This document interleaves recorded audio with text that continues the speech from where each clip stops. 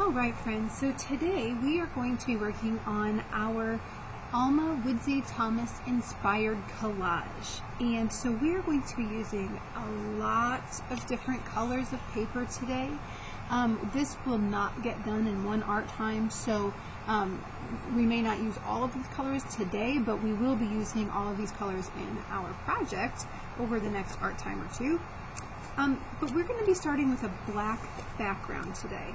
And so when you get your square black paper, the very first thing I want you to do, of course, is to write your name on your paper. Whatever your name is, please put it on your paper. Then, as always in art, we flip our paper over so that our name is on the back. Then we are ready to get started with our first color.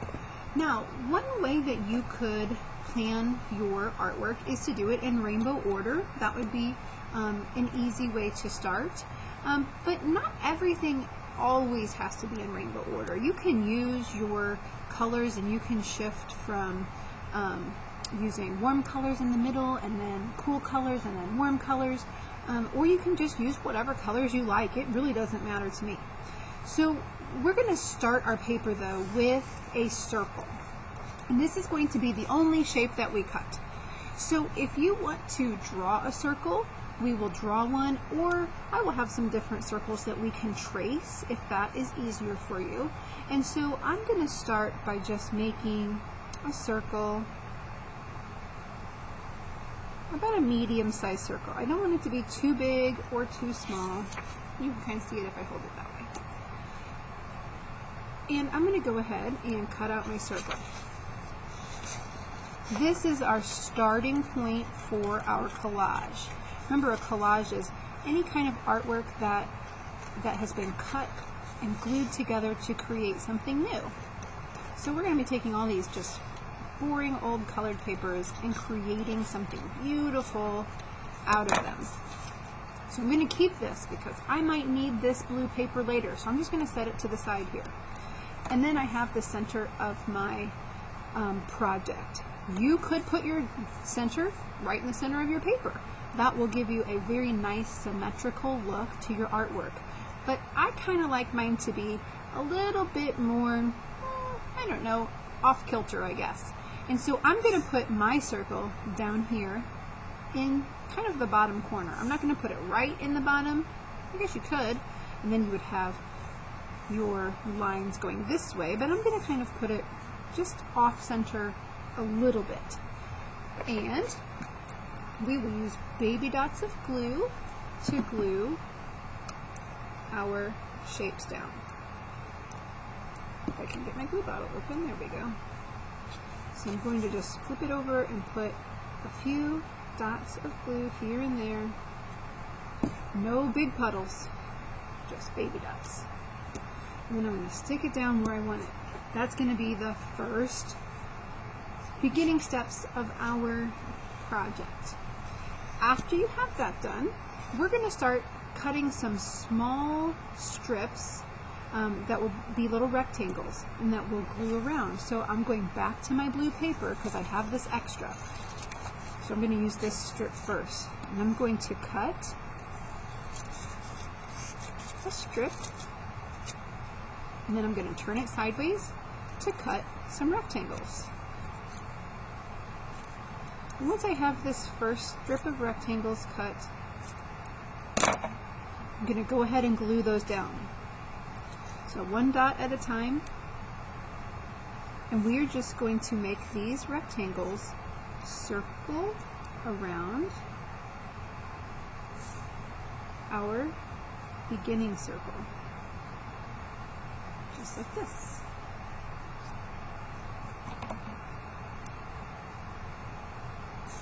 Whoops.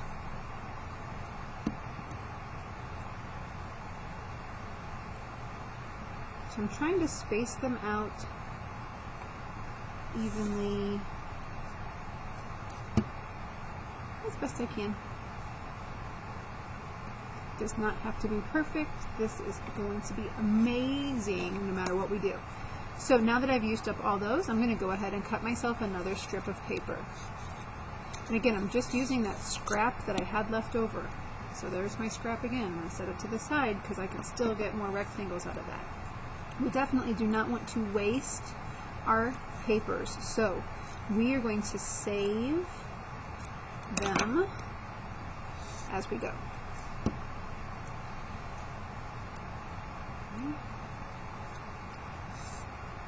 Just like this.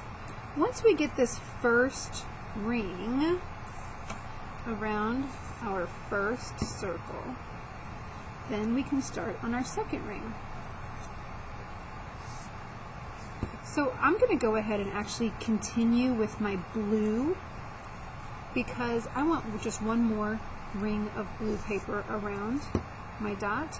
And this time, you can do this a couple different ways. You could put them right on top of the one before, or you can kind of put it the next row in the space, and that's what I'm going to do. I'm going to make them kind of offset just a little bit.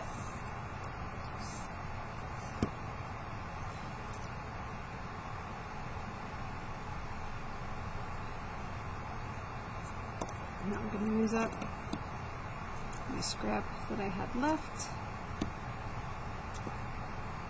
I can cut some more off this end.